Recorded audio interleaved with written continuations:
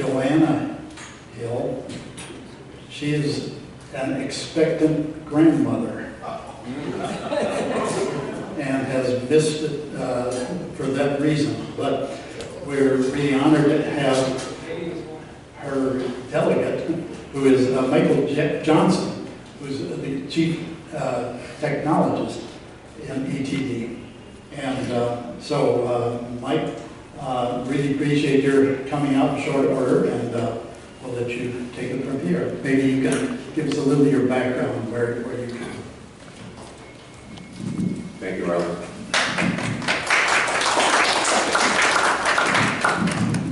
It's a pleasure to be here with you all this afternoon. Apologies from Jo Hill.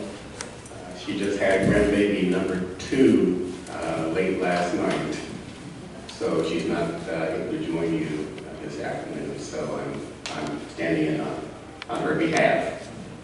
A little history about me. I began my career at MIT Lincoln Laboratory back in the 80s. Did that for about 10 years, and then my wife and I decided to move a bit further south and leave the whole Boston area, and applied for a job at Goddard. Waited for a while, then I got one of those Dear John letters. Thank you, but no thank you. I actually had a post on my wall in my office in Building 23. But I was able to get a job for Hughes STX, the contractor.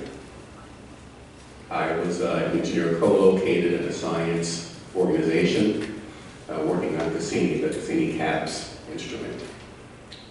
So I did that for about a year and a half as a contractor, then converted over to civil servant, and continued working with my science colleagues building space flight instrumentation. At some point I wanted to move from the lab, but I still liked technology so much I didn't want to leave that and go into line management. Position opened up as the assistant chief for technology in the electrical engineering division. Applied for that, and I was selected for that. Did that for about 10 years, and I was having a great time in that job. I think making some impact, but really comfortable.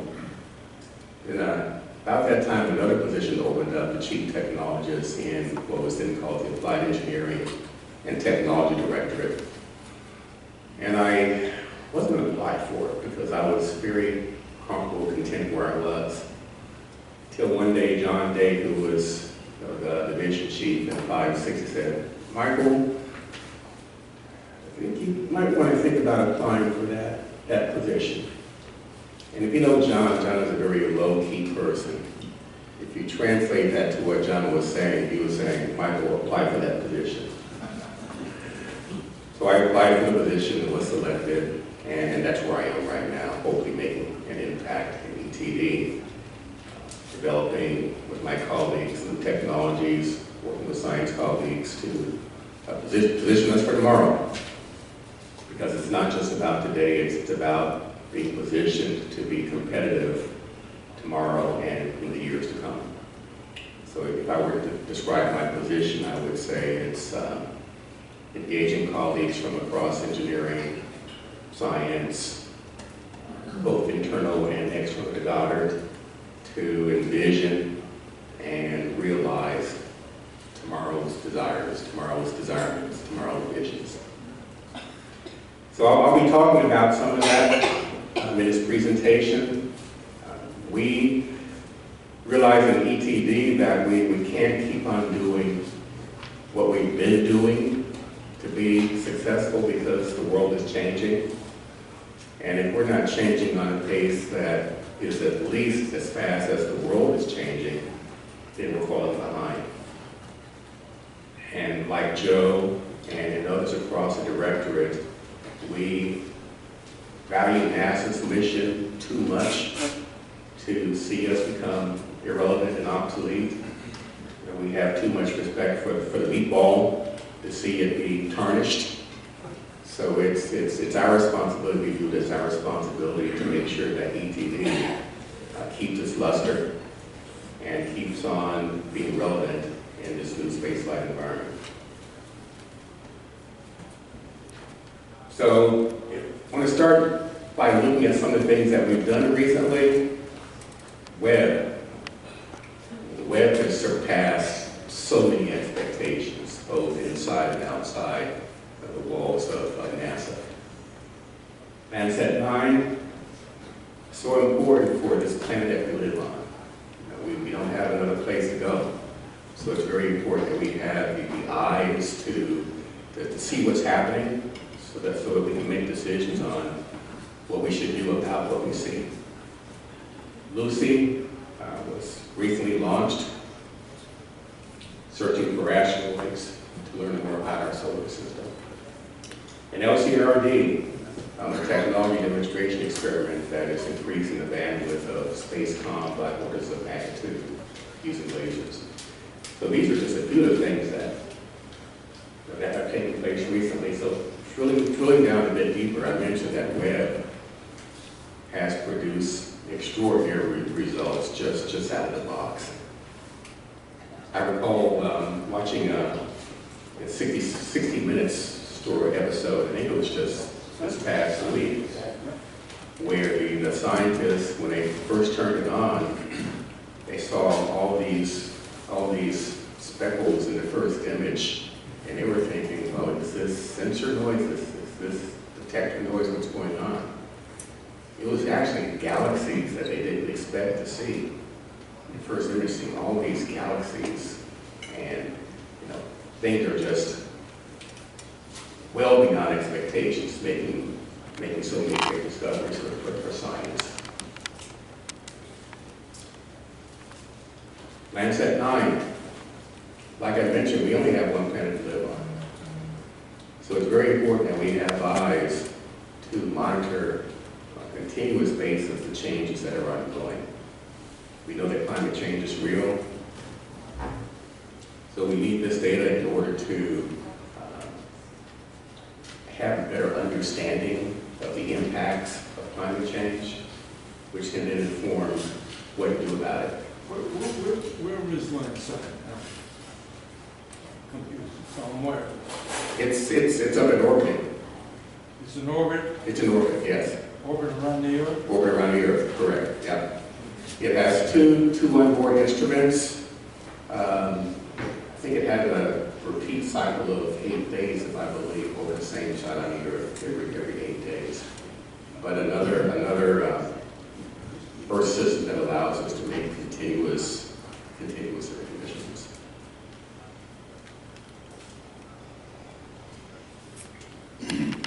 So the bottom line up front, we live in what I call NASA 2.0. Where in NASA 1.0, we were one of just a few space-faring organizations. We called the shots. We were often the big guy on the street, big guy or big gal on the street. Now there's so many other organizations that have access to space. And as many smart people as we have within the gates of Goddard, there are more smart people outside, just by the laws of numbers. So we realized that in NASA 2.0, it's critically important that we identify organizations that can help us achieve the visions that we have. So partnerships with industry, partnerships with other organizations, partnerships with universities is critically important. And there are technologies that are essential that we master. Not that we have to be responsible for all the developments, but it's critically important that we be able to partner with others who may be more advanced than we are in certain areas, so that we can work together as a unified team. And some of these areas include AI, economy, automation. Can I make a comment? Yes. Artificial intelligence now is being questioned. It may give us answers that are wild. Can you talk something about that? You're absolutely correct. There's a lot of talk about ChatGPT, where it's really amazing how it can respond to some of our queries. But like you mentioned, it'll respond with confidence, answers that are incorrect at times. AI is an area where we have to proceed with caution, but at the same time realize the tremendous advantages that it can yield. I mean, it's another tool in our toolbox. You might have a favorite hammer in your toolbox. The hammer or the screwdriver or the ruler might break sometimes, but it's still critically important that we have that type of tool in the toolbox. There's AI has been moving so quickly. There are some people who have been saying that we need to put a hold on it, let's pause for a while, and I can understand that reticence to keep on moving so quickly. But it's out of the box now. At the same time, we need to be careful because it can be used for good and be used for bad. Like a lot of technology, sometimes they move more quickly than our morals or our legislation. So Do you have an example of how AI is used in technology today?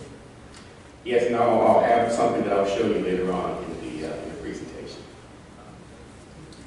That's a very good question that you raised.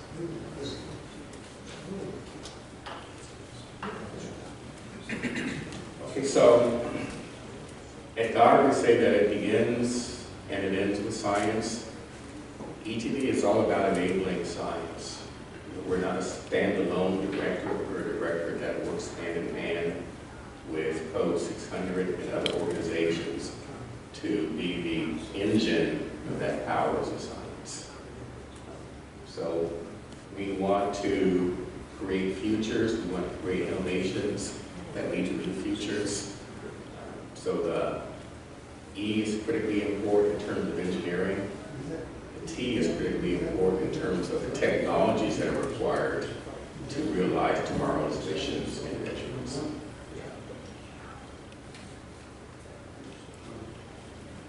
There are several focus areas that we're addressing. Moving forward, it's very easy to say that we want to do everything. But if you try to do everything, what will probably happen is you'll be good at nothing. So there's some areas that we really want to give intentional focus to because they can have critical impacts on science. These areas include distributed systems missions, where instead of having just one asset execute a measurement, we have numerous assets that work as one coordinated, cooperative, collaborative asset to achieve some mission objective. We'll talk just a bit more about that later on. Quantum sensing and cross-cutting quantum technologies is going beyond classical physics to sensitivities that can only be attained by leveraging the quantum properties of atoms.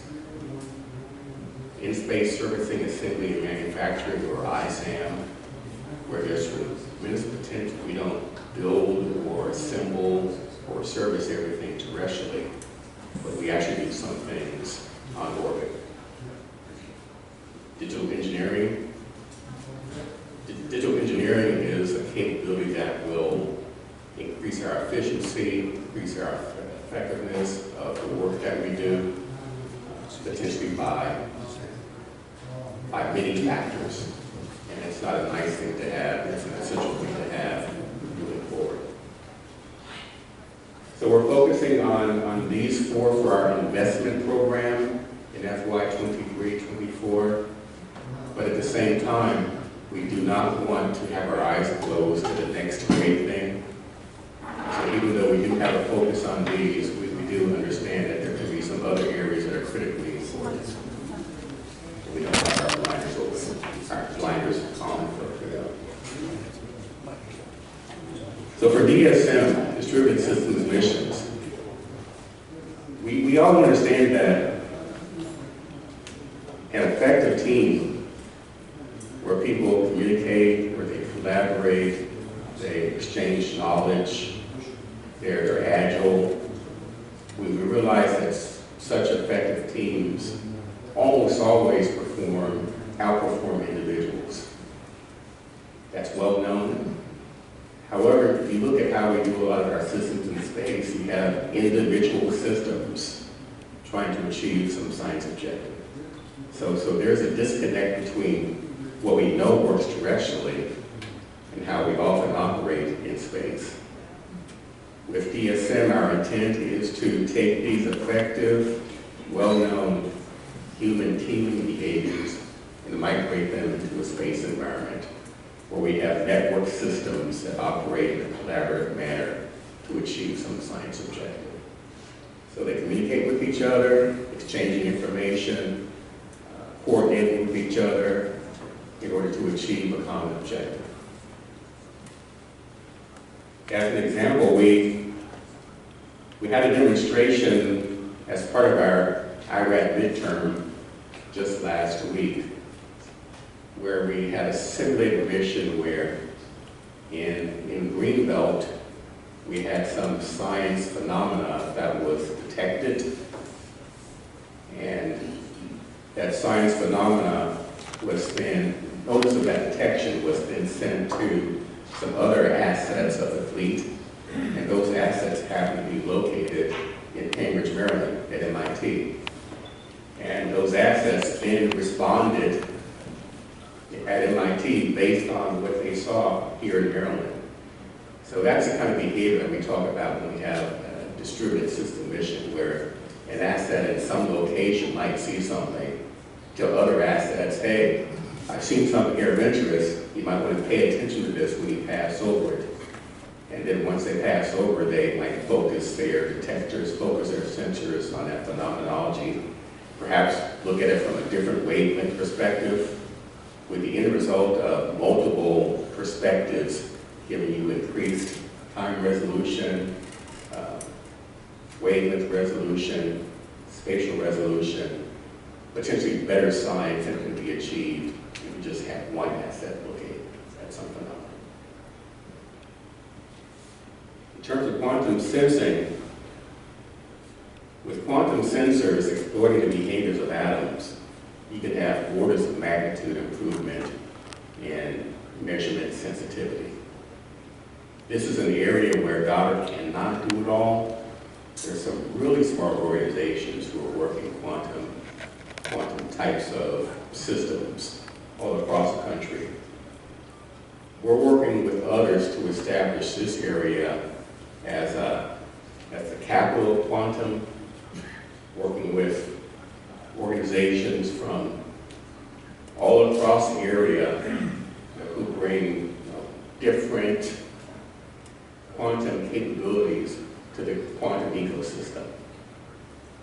So like I mentioned before, if you realize that there are other smart people beyond the walls of Goddard, beyond Goddard's gates, it's critically important for us to leverage them. And that's what we're doing with this quantum work that we're doing, focusing on quantum sensing.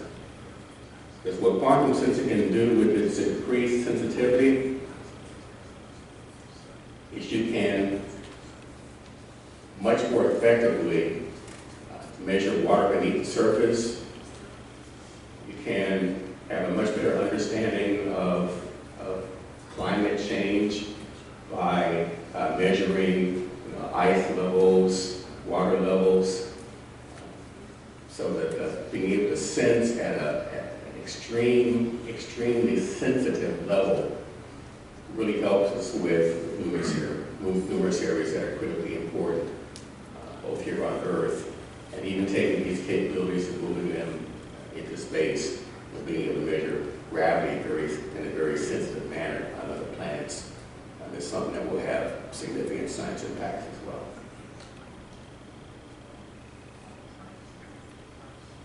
And it's not just quantum sensing, it's also cross-cutting quantum technologies. where we can leverage quantum principles to build detectors.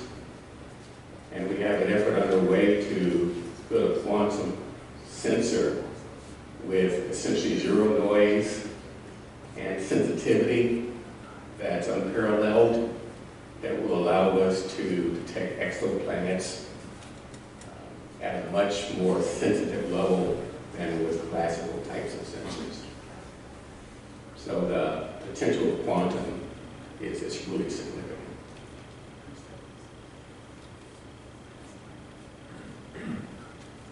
Search and rescue. We often hear about folks who might get lost in the forest or stranded on a mountain or something like that. NASA has quite a presence with a search and rescue system. And we're in the process of improving it, where the search radius is going to be decreased significantly. The time to search will be decreased significantly. This is great for life here on planet Earth. But the benefits for search and rescue go beyond just life on Earth, because recall, we're planning on sending astronauts back to the lunar surface. We're going to have boots on the moon in the very near future. And we're not going there just to touch and go, but we are going to be there for more sustained presence. We're going to be exploring large areas of the surface.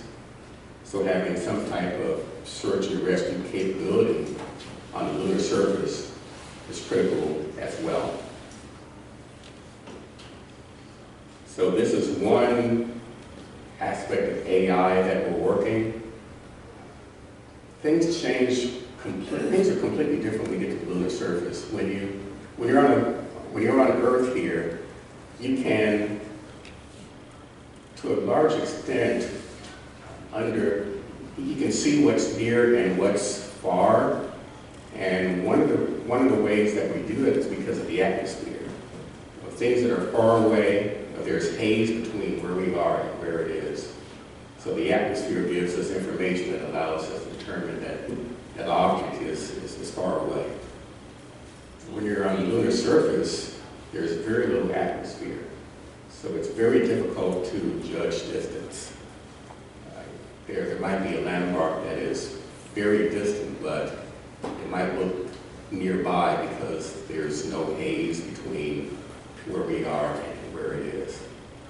So this effort is using AI that will be incorporated into a larger navigation system that will leverage LRO data, lunar reconnaissance orbiter data, to look at various landmarks on the moon and use those landmarks to incorporate it into a larger navigation system so that when astronauts are traversing the lunar surface, they'll have like a GPS, so they know where they are.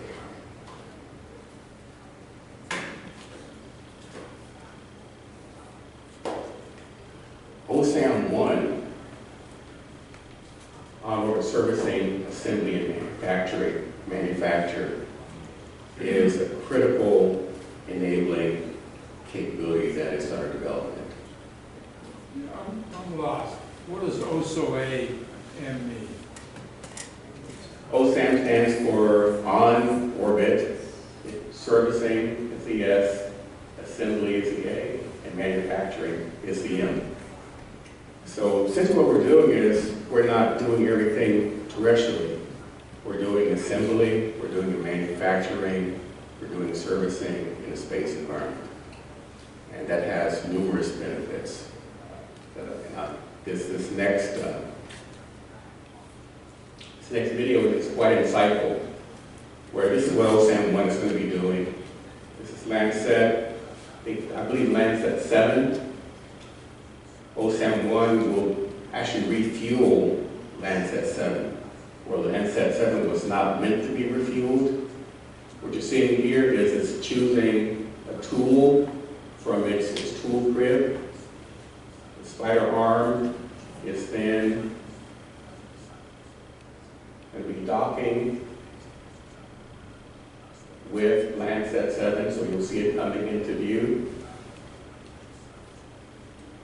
So this is the rendezvous and inspection of Landsat 7.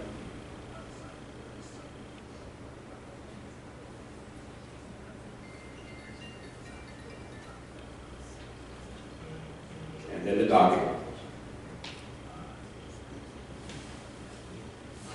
So it's docked, Spider-Rum pulls it in for capture. Now it's locked in. Now, like I mentioned, Landsat 7 was not meant to be refueled in orbit. So these blankets cover the valves, that access the fuel tanks. So one of the things that we have to do first is to cut away the blanket.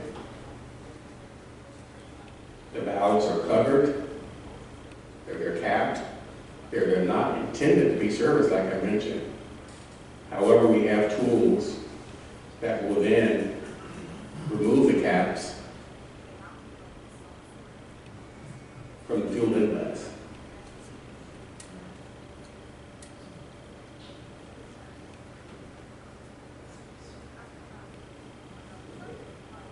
So now the tank inlet is exposed. Boy, it's calling for a lot.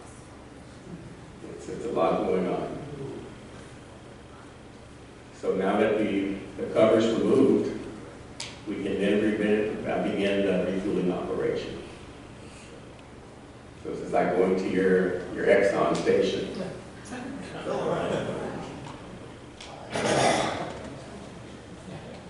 So with this type of capability, satellites that are put into like a MEO orbit or some benign orbit because they run out of fuel can actually be refueled and have their life extended. What type of fuel? I believe it's hydrogen, or I'm not sure, but I believe it's hydrogen for Landsat 7.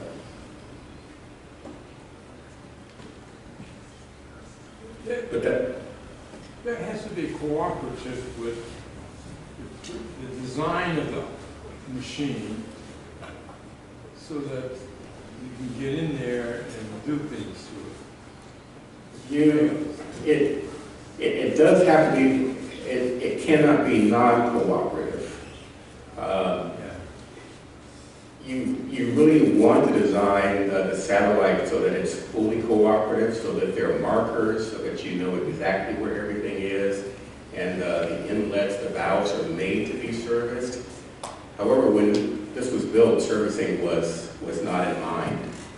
So even though this is non-cooperative, the systems had to be designed to refuel a satellite that was not meant to be refueled. Refuel sounds like a simple problem, but mechanically changing the thing sounds tough. It's a tough problem. It is a tough problem. Yes, Jan. I was just wondering, did Frank Ceppolini have anything earlier to do with this, or? Oh, this has Seppi's hand all over it. Yeah, Seppi has. When will it launch, or when will it be? The satellite is currently at Maxar in Palo Alto. I was just out there last week looking at it. It likely will be coming to Goddard, I think later this year or sometime next year. Based on that timeline, I'm estimating that launch is going to be another year or two off. I don't have that information, but that kind of sounds like the right time frame.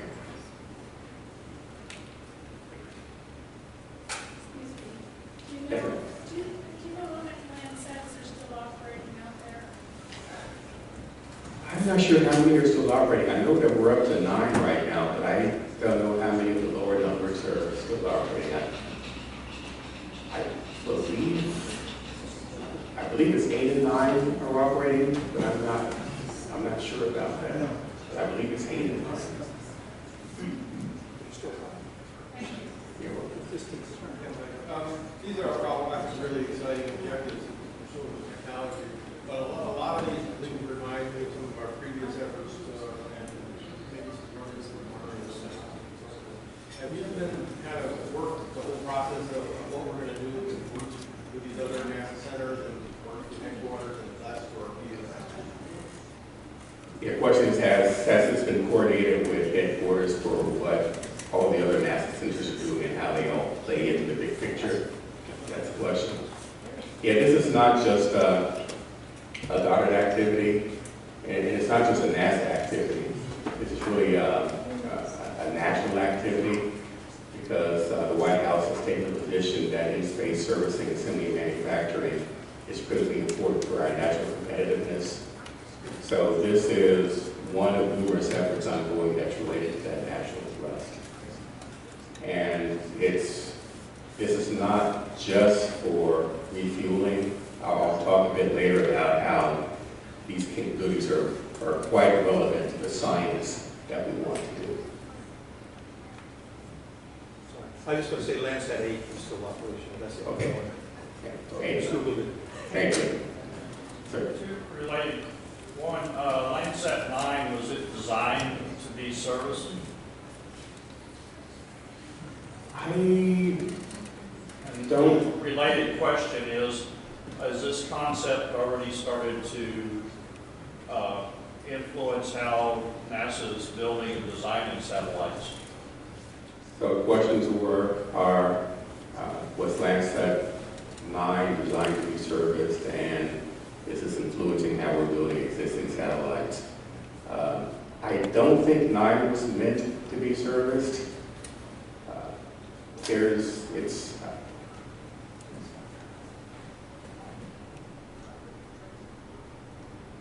Your question about how we build our satellites is quite interesting. I heard some side conversations with other folks just regarding that question, where for some reason, some project managers don't want to build their satellites to be serviced, and perhaps it's because that's not something that's necessary. And we know that project managers only want to do what is necessary in order to meet cost, schedule, performance. So if it's not necessary, you're potentially incurring additional risk and additional budget, additional schedule. So unless there's a mandate from the top that thou shalt build your satellites to be serviced, then that's probably not going to happen. There might be some fiducials put in different locations so that you can see what the orientation is of the satellite. But beyond that, I wouldn't expect there to be a lot done to make them servicing unless there's some higher level decision that's made across the agency. I guess one thing of the exploration side, the Artemis program, you see a path for this would help that because of the build infrastructure, unreliable communities to the exploration. And that's one area where you might see this culture change, and that's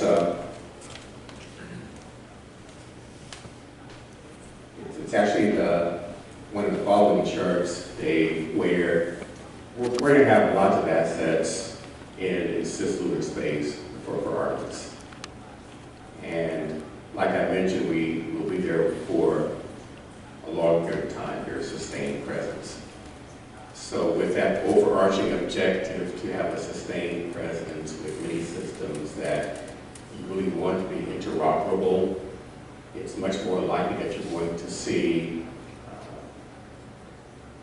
capability for in-space servicing, in-space assembly, in-space manufacturing, especially in-space manufacturing, exist.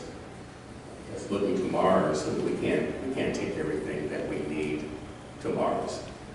We're going to have to know how to use in-situ resources to manufacture, to build some of those things that are required for that type of presence.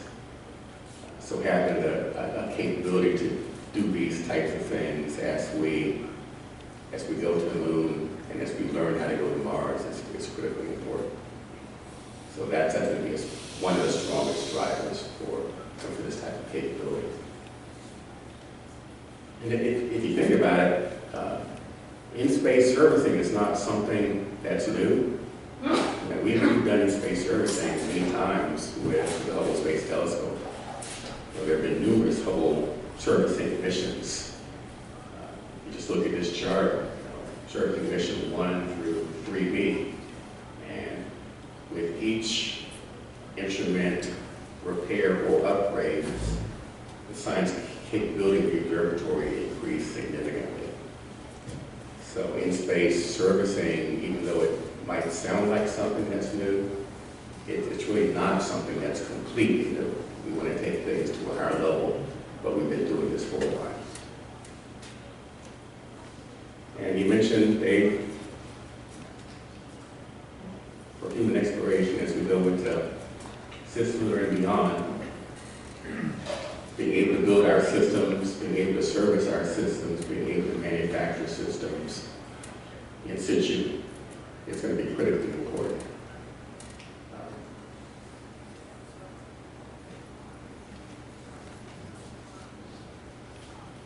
Okay, so future vision for ETD. We realize that we have to be an agile organization that has a clear understanding that we're in an NASA 2.0 environment where partnerships are critically important.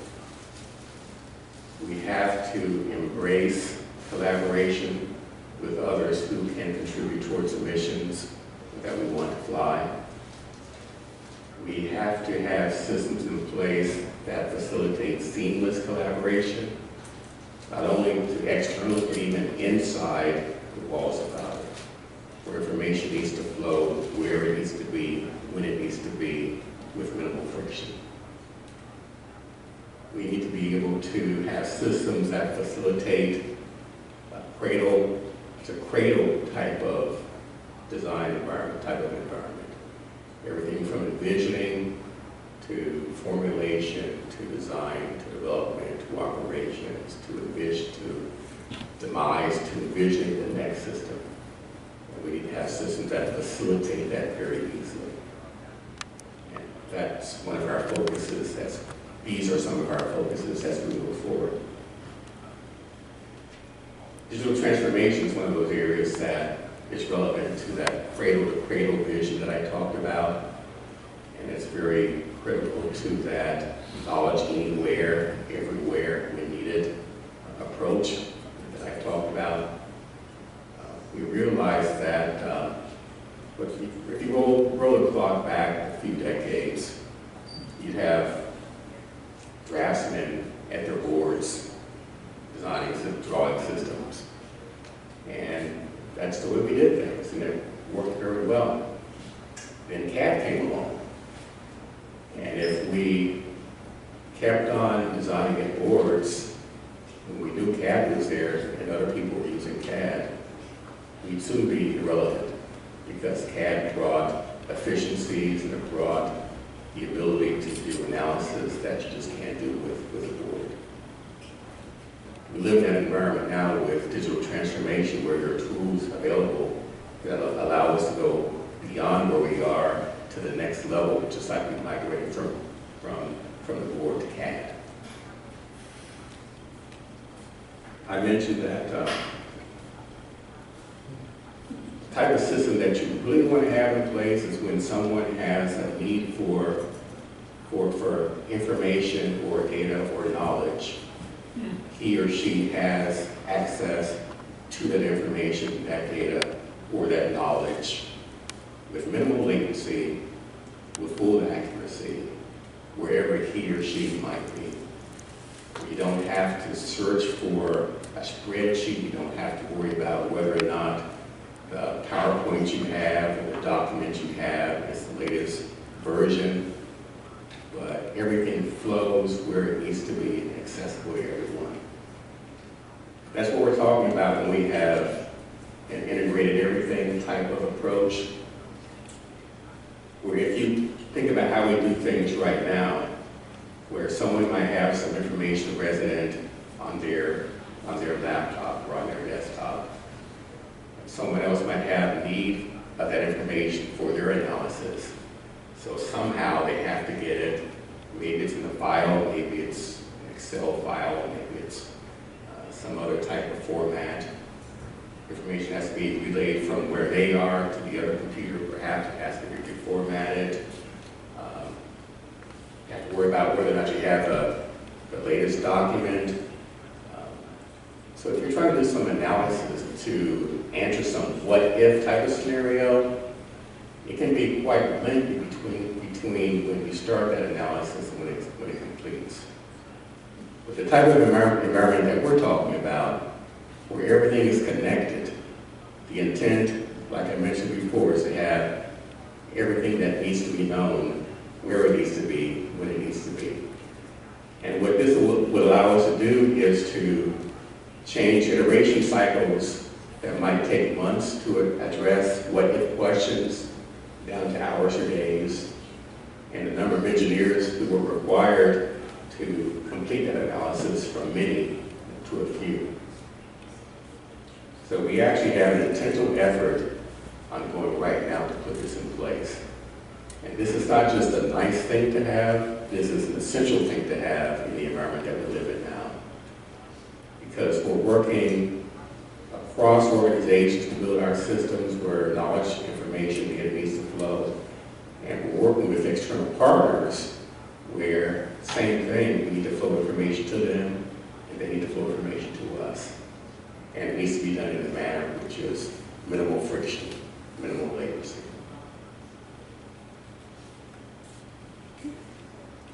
So someone asked about an example of AI. This is not a story about a truck drives into a house in Illinois, even though that's what it says. But What's that? Is faster, cheaper? What do we do with it? I'm going to show you. I'm going to show you faster. I'm going to show you cheaper of what we call an evolved space structure. 10 times faster is something to reach. It's something to reach, agreed. So watch So this. tonight's original now with in-depth reporting on a topic we've been watching. And tonight it's NASA now naming the 4 astronauts it'll send to orbit the moon in the next Artemis mission. 3 Americans, 1 Canadian, there they are. The big rollout taking the stage today. Jeremy Hansen, Victor Glover, Reed Wiseman, Christina Hema-Cook. They're part of this ambitious push to establish a permanent base on the moon and to prep for a mission to Mars. But all of this activity means a new challenge. Building rockets and spaceships and equipment fast enough to respond to obstacles out in space. So now, NASA engineers are turning to AI to help design customized parts that are more advanced than ever. Tom Costello has the story. Here at the Goddard Space Flight Center outside of Washington, NASA research engineer Ryan McClelland is pioneering the use of artificial intelligence to design parts of the spacecraft of the future. In science fiction, there's always thousands of people living in space and these huge structures in space. And what I'm hoping this enables is us to get there. He calls them evolved structures. A lot of people comment that they look like alien bones, and it's no coincidence that they look like bones because they develop the same way that bones develop. The process starts with NASA leadership tapping McClelland's team to bring 2 components of a spacecraft together. The first thing is to get the requirements, exactly what the part has to do. And then step 2 is to let the AI tool run and evolve over 30 to 40 iterations. And the next step is you make it with digital manufacturing. The new technology allows NASA engineers to shorten the time it takes to develop specialty parts for spacecraft from months down to just days. Plus, the parts are lighter, stronger, and they use less material than most human designs. This is a bracket for the EXCITE mission, which is a balloon experiment that goes up above most of Earth's atmosphere and actually looks at exoplanet atmospheres. So this is just sort of a simple bracket that holds an optical assembly to the back of a telescope. Dr. Joanna Hill-Kittle leads NASA's Engineering and Technology Directorate. The most important thing to me is this is the future of NASA and the future of spaceflight and the future of space instrumentation. She says the technology could be a vital resource for future missions. If we're going to have a sustained presence on the lunar surface or eventually on the Mars surface, that the additive machine creation of these parts and the rapid turnaround would allow those folks to be able to perhaps fix things in real time, be able to build things off planet. But McClellan says aspiring engineers shouldn't worry. This technology will not completely replace humans, at least not yet. Where it stands right now and where I see it in the near future is that it's kind of like a consultant that allows us to be more productive, but the human designers still need it. Artificial intelligence improving spaceflight, one piece at a time. Tom Costello is joining us now live from Houston, where he's been covering the latest on the Artemis mission. So let's get back to that Artemis 2 and this announcement today. Talk through.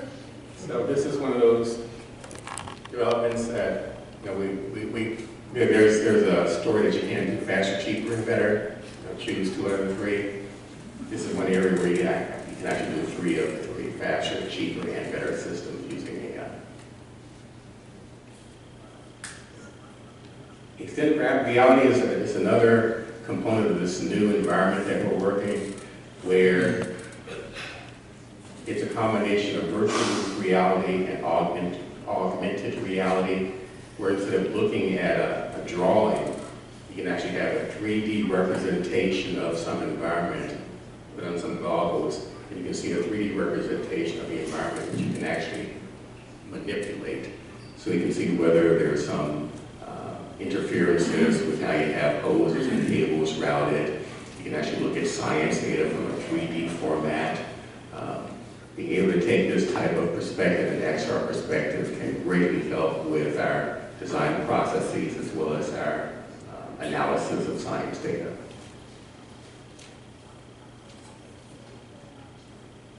Digital twins is another critical capability where you might have some system on orbit, but at the same time you can have a replica of that system here on the ground, performing what-if cases. We do a lot of this with flat sets now, but this is taking like a flat set to a much higher level with great fidelity.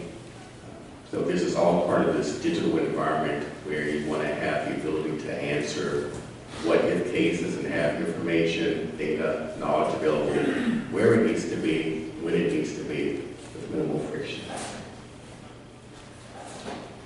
And we talked a bit ago about distributed systems missions where you have multiple assets in space. One of the challenges with this type of architecture is given you have many assets in the fleet, the systems and processes that we use for fault mitigation do not scale to this type of architecture. There are just too many assets for one to be able to track and diagnose, to try to find out what happened, what went wrong. It's critically important that we have on-orbit intelligence that can detect, diagnose, and mitigate anomalies as they occur. We just don't want to have to go into safe mode and wait days, perhaps many days, for someone on the ground to diagnose what went wrong. Having this capability on orbit allows us to do what these assets are in space to do. And that's to achieve science. They can't do that in safe mode. So having this type of mitigation, this type of capability is really important. And what we're doing is we're putting all this together in what we call an icon hub, where we realize that it's critically important that engineers communicate across organizations, across disciplines, with each other. I talked a bit ago about teams, how effective teams can outperform individuals because they share knowledge, because they're agile, because they're cooperative. The Icon Hub captures all this in a skunkworks type of environment where we share information with each other, challenge each other, expose each other to what we're doing with the intent that we want to realize the possibility of 1 + 1 = 3 because people talk to each other and they share information. And who knows what can happen when information is shared across organizations. across disciplines, across individuals. So in closing, our intent in this new ETD is to posture ourselves for missions of tomorrow.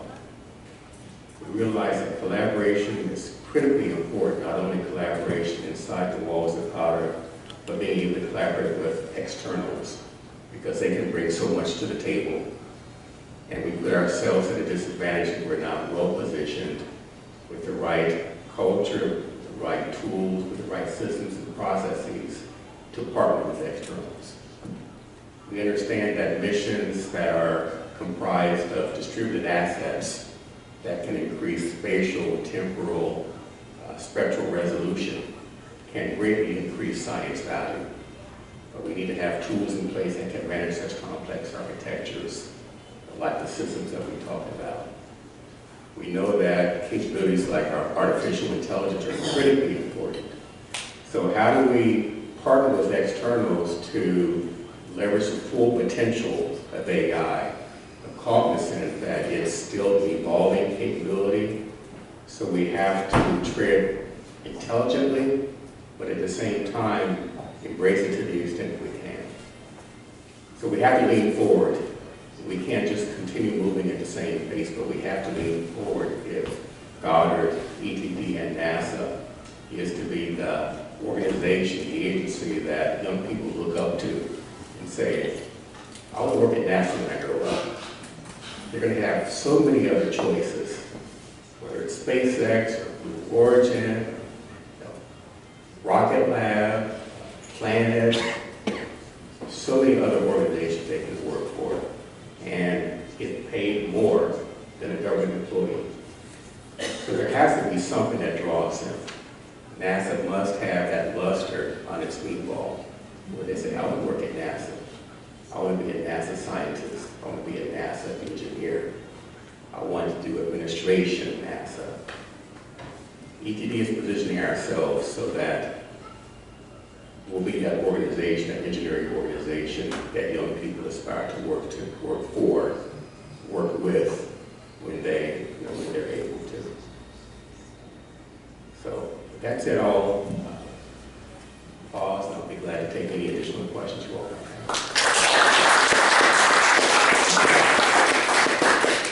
Yes, Jen. Yeah. You mentioned the quantum computing, quantum technology at University of Maryland. It's got to be world-class at and not for working on. Are you doing anything with the STTR program on that? Because I know that's supposed to work with academics and just a lot of money. Yes, we're doing some work with, there's a company called AOSense. They're in Palo Alto, I believe, here in California. And they received, I think it was either an SBIR or STTR a few years back. So that was really our foray into the quantum, partnered with AOSense by SBIR or STTR funds. It's probably SBIR. STTR has to be university.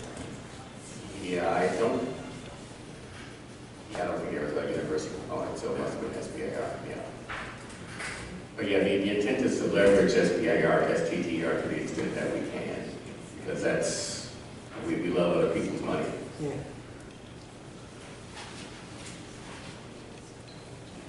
Sure. There seem to be a lot of applications in space today that are tending to very small satellites in constellation or swarms. Is the engineering directorate developing a small bus, or are they opting to buy that from the industry? That's a very good question. Are we building small buses, or are we buying from industry? There's been a debate about whether the government should be building small buses or just let industry take care of that. We have been building some small buses, CubeSats, inside Goddard to support several science missions that have flown and are flying. But the debate still lived on of should we be doing that or should industry be doing that. Something happened that helped to bring some additional knowledge that could help resolve that question. And that something is, when it comes to procuring such small buses, NASA is a very small player. You know, DOD and others, they buy those small buses in much greater quantity than we do. So when we have a need and we approach industry for a small bus, we can often get pushed way back on the waiting list. And oftentimes that's just not tolerable. They just don't take us seriously because we don't have the money of others. So that's helped to inform us that, you know, even though perhaps we might want to rely on industry, this is something we might need to do ourselves because we just don't have industry's attention. So let's go ahead and do it ourselves. Sir? Kind of following up on what you just asked, it seems like you're creating two opposing technologies. One's these small throwaway satellites and others that you want so that you can service them in space. So what's the goal there? And the other part of that is you're having AI create one-off parts for generic satellites. I'm not seeing where the goal is here. Okay. The way I view it, I see it as kind of a hybrid approach where it's not small satellites, it's not large satellites, it's not serviceable satellites. It's the right tool for the job.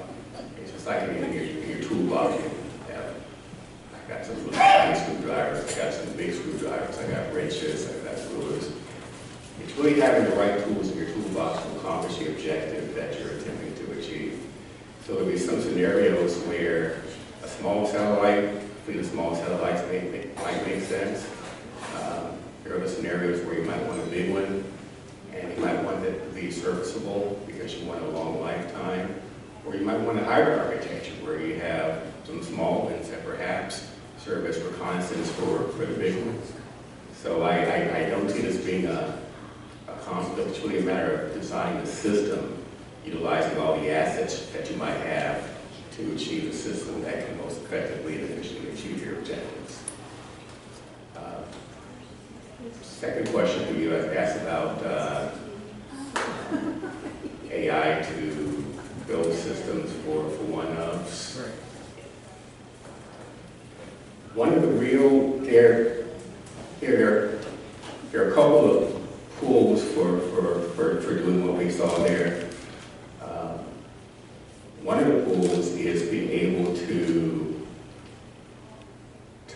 have an optimal topology where you want to minimize mass, and by having the AI design the system for you, it can create a structure that meets requirements at an optimal mass compared to just a typical square bracket or something like that. At the same time, it can be done much more quickly than if it were done by a human. So you gain in terms of mass reduction and schedule reduction. It's also valuable when you go off into, say, having a presence on Mars where you can't take all the brackets with you that you need for repair, but you want to be able to manufacture something in situ. So we can design and manufacture in the Mars environment or in a lunar environment as opposed to trying to take this huge storehouse of parts with you. And you think there'll be generic parts or still one-offs? I think there'll be some generic parts and some one-offs. I think it'll be a combination because I mean, anything can break. It might be a generic part that you need to plug in. It might be kind of the Apollo 13 type of scenario where you just manufacture something to meet the requirement, or it might be just a common bracket that's broken and you can repair that. The nice thing about this is you can design to meet the need and then manufacture to meet the design. You can be very agile. Do you develop the AI software in-house, or is that your commercial? It was actually a commercial product that we procured. So what Ryan did was he bought the software and he used it in this space flight environment. So it's the first time it's been used in that type of setting. So we didn't invent the software, but we just employed it in a very novel way.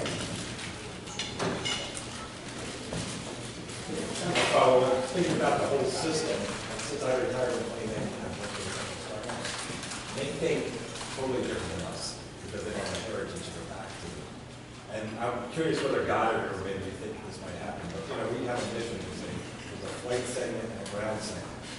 And they're just looking at a mission. And they're talking to people like SpaceX and Starlink, they want to cross-link their data over to a web, a network in space, and then have their end user just subscribe to Google and Amazon and Microsoft and get their data. So there is no ground segment, it just goes out of the picture. Think about the problem completely different.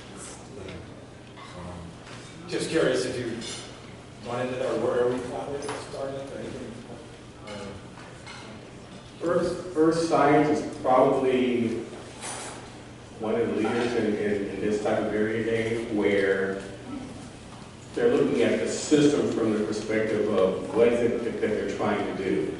So if it makes sense to build something, they'll build something. If it makes sense to buy the data, they'll buy the data. If it makes sense to operate the ground system, they'll operate it. If it makes sense to have someone else operate it, they'll do that. So they're looking at it from a very high-level system perspective of the way it should be done. The way many systems are set up at NASA, and in a cultural perspective leads some people not to think in that term, the high-level system. But one of the things that this new type of engineering facilitates, being able to look from across all mission phases, is you can not focus on just the phase that's phase of the day, or the phase you're working, but someone can take a step back and look at the big picture, and then try to optimize from the big picture perspective, which is how things should be done.